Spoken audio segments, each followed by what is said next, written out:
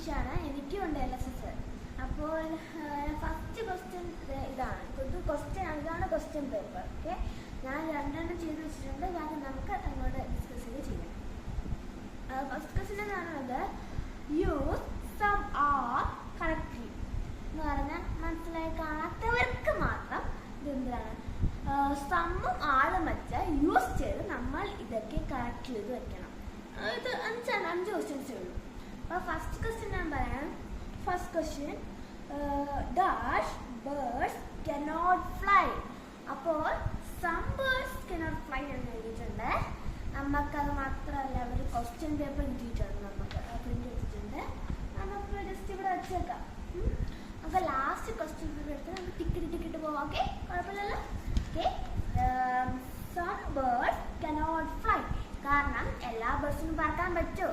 ഇല്ല, ചില ബേർഡ്സ് പറക്കാൻ പറ്റില്ല. അതേപോലെ പെൻഗ്വിൻ, ഒട്ടകപക്ഷി, അങ്ങനെ കുഞ്ഞു ബേർഡ്സിനൊക്കെ ചില ബേർഡ്സിനൊക്കെ പറക്കാൻ പറ്റില്ല.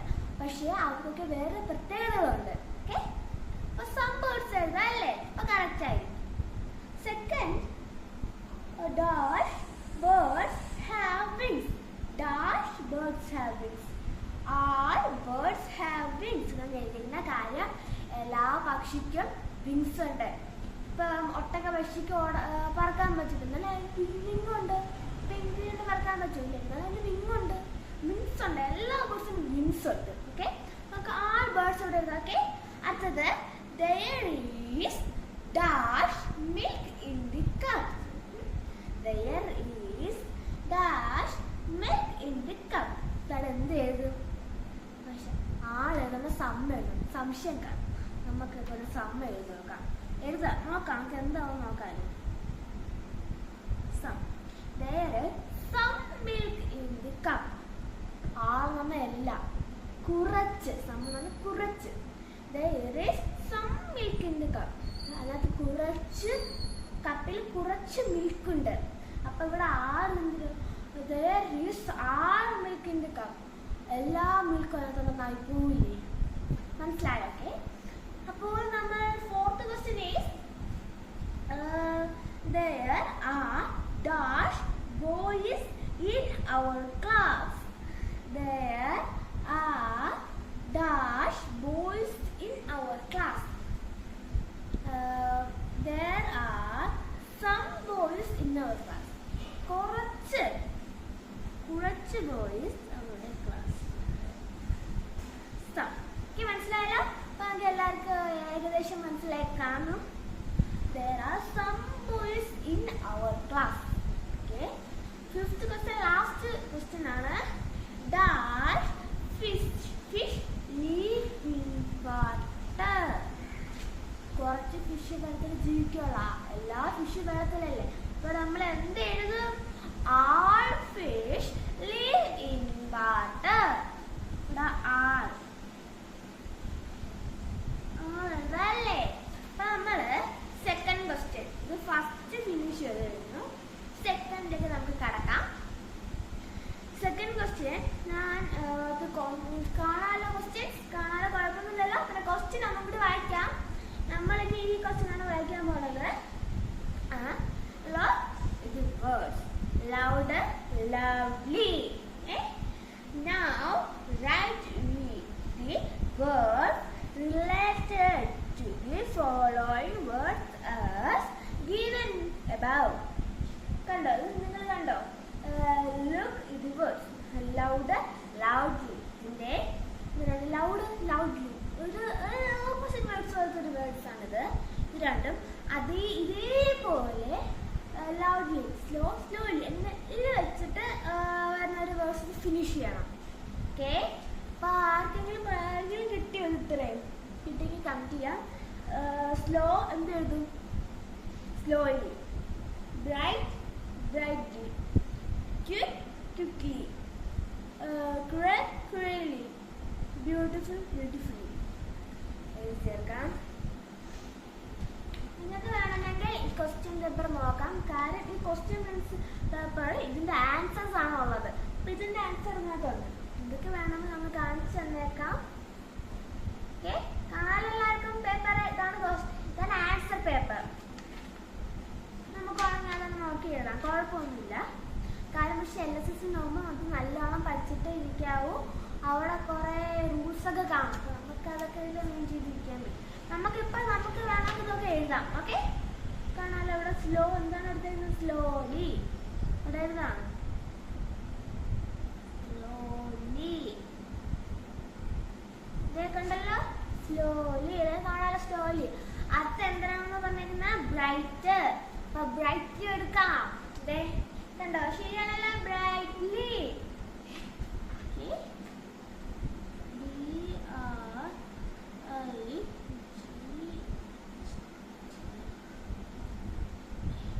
ഇവിടെ ബ്രൈറ്റ്ലി കൊടുത്ത് ഇവിടെ ക്യുക്കാണ്. കണ്ടോ ക്യുക്ക്. നമ്മുടെ ക്യുക്കിന് എന്ത് എഴുതും? ക്യുക്ലി. Quickly info.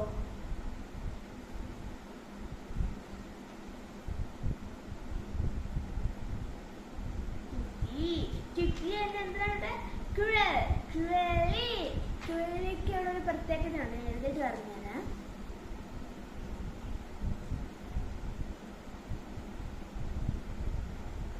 നിങ്ങൾ കണ്ടോ ഇതിനകത്ത്? കുഴലിക്ക് കുഴൽ എല്ലാം വൈകും. നമ്മൾ ചില ആൾക്കാർ ഈ ഇട്ടിട്ട് വൈകിട്ടും കുഴലിയാവുമല്ലോ. ഞാൻ പറഞ്ഞ അങ്ങനെ എഴുതല്ല കേട്ടോ. കുഴലിക്ക് 2 എല്ലുണ്ട്. ഫസ്റ്റ് സ്ഥാനത്ത് ഒരു എല്ലുണ്ട്, പിന്നെ എള്ളി എഴുതുമ്പോൾ ഒരു എല്ലും കൂടി വൈകി വരാം. ഓക്കെ, കുഴലി എഴുതിയിട്ടുണ്ട്. അത് ബ്യൂട്ടിഫുൾ. ബ്യൂട്ടിഫുള്ളി പിന്നെ അതേപോലെ തന്നെ ബ്യൂട്ടിഫുൾ ഒരല്ല നമ്മൾ ഒരെല്ലാം കൂടി ആഡ് ചെയ്യും.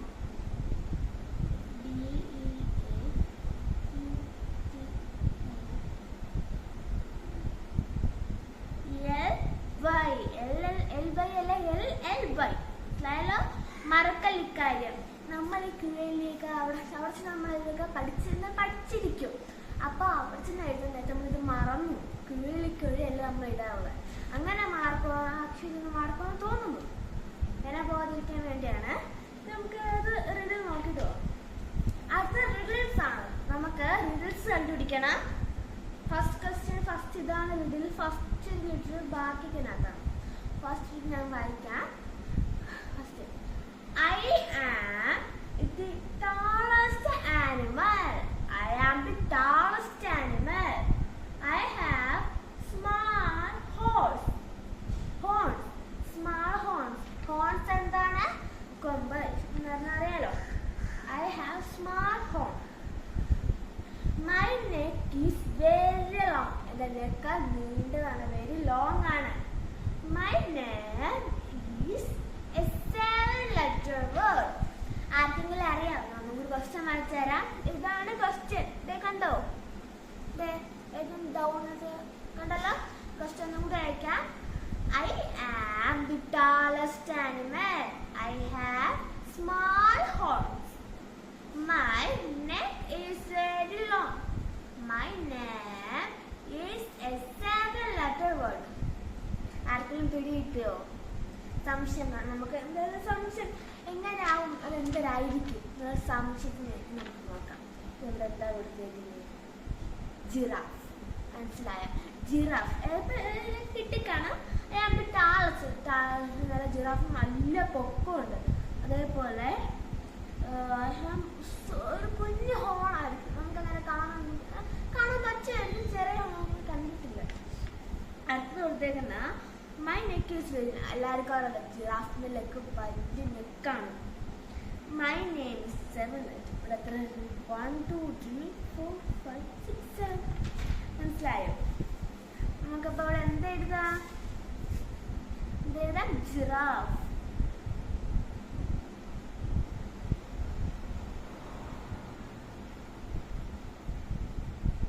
ഓക്കെ, ഞാൻ ജിറാഫ് ഇവിടെ എഴുതി ചേർത്തിട്ടുണ്ട്. കണ്ടോ ജിറാഫ്? ഓക്കെ, നമുക്ക് അടുത്തത് കൊടുത്തിരിക്കുന്നു. അടുത്തത് second question is make a riddle to get the answer. നമുക്ക് മേക്ക് ചെയ്യണം ഒരു riddle. Make a riddle to get the answer. Parrot. നമുക്ക് ഈ പാരറ്റിനെ പറ്റി ഇത് ആൻസർ പാരറ്റ് ആയിരിക്കണം. പാരറ്റിനെ പറ്റി ഒരു റിഡൽ ഉണ്ടാക്കാം. ഞാൻ നിങ്ങൾക്ക് നമുക്ക് ചെയ്ത് നോക്കാം. റിഡൽ ചെയ്യാം. എന്താ പാരറ്റ്. പാരറ്റ് നമുക്ക് ഉണ്ടാക്കേണ്ടത്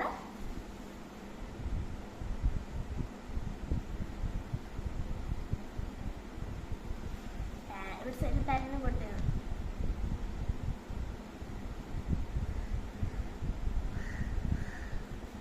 എന്താ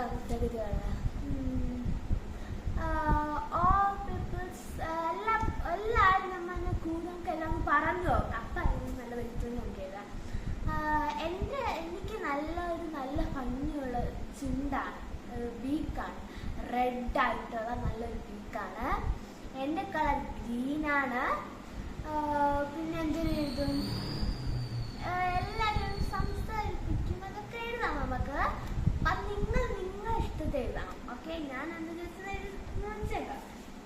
നമുക്കിപ്പോൾ 2 വരി അതിനെ പറ്റി എഴുതാൻ. ഈ 2 വരിയോട് തന്നെ എല്ലാവർക്കും കണ്ടുപിടിക്കാൻ പറ്റും.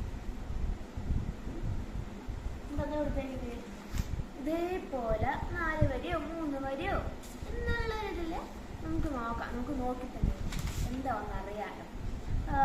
I am the tallest animal. ഇവിടെ ആനിമൽ ആണ്. I am the tallest animal. അപ്പം നമുക്ക് പാരന്റ് എന്ത് എഴുതാം?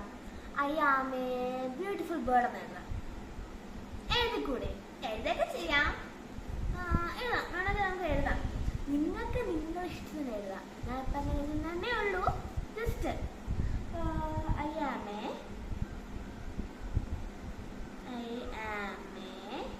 beautiful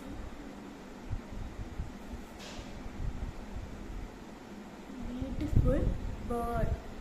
പാരറ്റ് ആനിമൽ ആണോ? അല്ല. നമ്മൾ ഈ പരീക്ഷയ്ക്ക് ചിലപ്പോൾ പലരും ചെയ്യാറുണ്ട്. നമ്മൾ ആനിമൽ എന്ന് ഇവിടെ കൊടുത്തേക്കും. ഇതേപോലെ ഒരു ഇതിൽ നിന്നിട്ട് ഇവിടെ മേക്ക് ചെയ്യാൻ പറഞ്ഞേക്കും.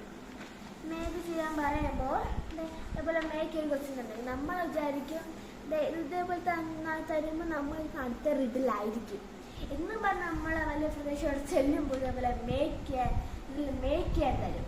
അപ്പോൾ നമ്മൾ ചെയ്യുമ്പോൾ ഒരു ഇഷ്ടമായിട്ടിപ്പോൾ ഒരു എന്തെങ്കിലും പറ്റി എഴുതാനായിരിക്കും.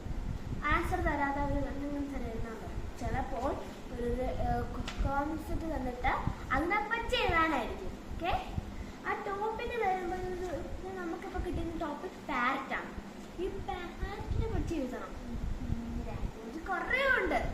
അപ്പോൾ നമുക്ക് കുറച്ച് എഴുതിയാൽ മതി. ഇപ്പം നമ്മൾ എഴുതുമ്പോൾ ഈ ചില ആൾക്കാർ ഇവിടെ ആനിമലെ കാര്യം കൊടുത്തേക്കുന്നത് ഇവരെന്ത് ചെയ്യും? ഇത് ശ്രദ്ധിക്കില്ലല്ലോ. ചിലപ്പോൾ സമയം കിട്ടും, ചിലപ്പോൾ പതുക്കിയിരിക്കും. അപ്പോൾ നമ്മൾ ഇവിടെ എഴുതിയ അത് ഇതേപോലെ ജസ്റ്റ് നോക്കി എഴുതിയാൽ പോലെ ബേർഡ് പാറ്റല്ലേ കളർ വ്യത്യാസമൊക്കെ പോരെ എന്നും പറഞ്ഞാൽ നമ്മൾ ആനിമൽ എഴുതി പാടില്ല. നമുക്ക് പാറ്റ് ഒരു ആനിമലാണ്, അല്ല ഒരു ബേർഡാണ്. I am a beautiful bird. അടുത്തെന്ത് എഴുതും? My beak is red color എഴുതാം അല്ലേ? My beak is red. Red മതി. ഓക്കെ, അത് നമുക്ക് എന്ത് എഴുതാം? My color is green. Okay, my color is green.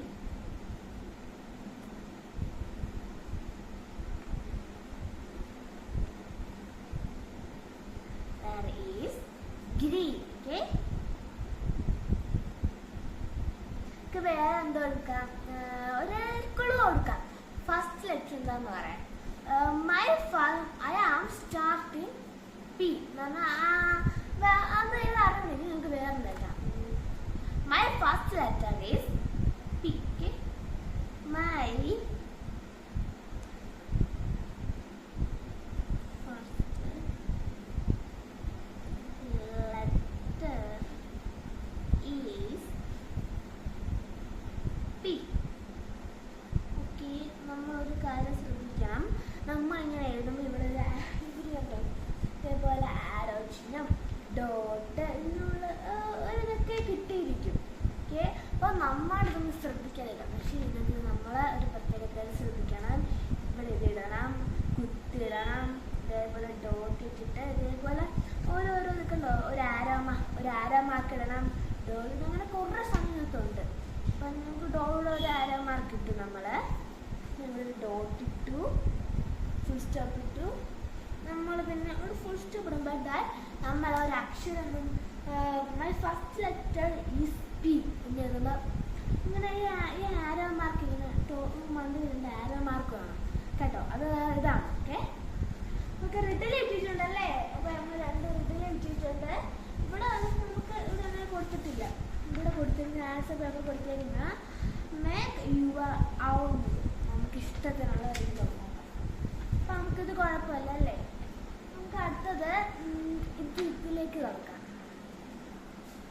അപ്പോൾ ഗൈസ് നമുക്കിപ്പോൾ ഒരു കുറേ വീഡിയോ ആയിട്ടുണ്ട്. നമുക്ക് പാതി ഇനി കുറച്ചുകൂടെ ഉണ്ട്. നമുക്ക് പാതി അടുത്ത വീട്ടിൽ എടുക്കാം വഴി എന്തായാലും. അപ്പോൾ നമുക്ക് ഇന്ന് ഇതോടെ അവസാനിക്കാം. ഇതെല്ലാവർക്കും ഉപകാരപ്പെടുന്ന